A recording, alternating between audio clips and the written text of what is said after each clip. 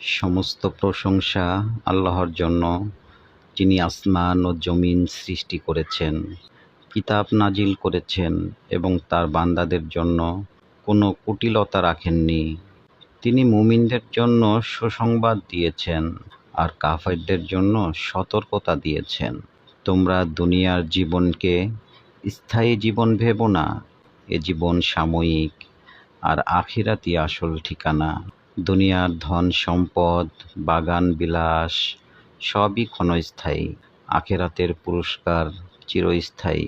হে মানুষ, মনে রেখো, তুমি যত ধন সম্পদ জমাও না কেন, একদিন তা মাটির নিচে পড়ে থাকবে।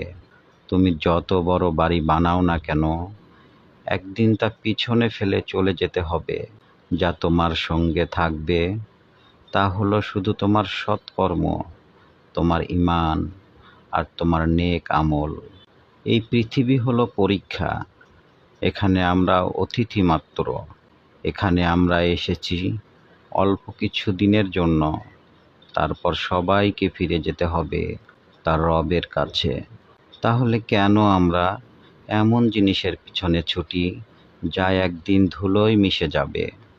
কেন আমরা এমন জিনিসের জন্য কষ্ট করি যা কবর পর্যন্ত যাবে না? আল্লাহ বলেন, চিরস্থায়ী কল্যাণকর আমলই উত্তম পুরস্কার এবং উত্তম প্রত্যাশা। তুমি যদি মানুষের সন্তুষ্টির জন্য দৌড়াও তবে ক্লান্ত হয়ে যাবে, কিন্তু যদি আল্লাহর সন্তুষ্টির জন্য কাজ করো তবে শান্তি পাবে।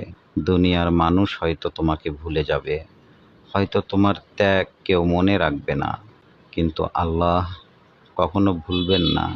আল্লাহ সব কিছু দেখেন, শোনেন এবং প্রতিটি ছোট আমলকেও পুরস্কৃত করেন। তাহলে আসো, আমরা দুনিয়ার মোহ ত্যাগ করি এবং আখিরাতের পথে অগ্রসর হই। আমরা সত্য, ন্যায় ও সৎকর্মে দৃঢ় হই।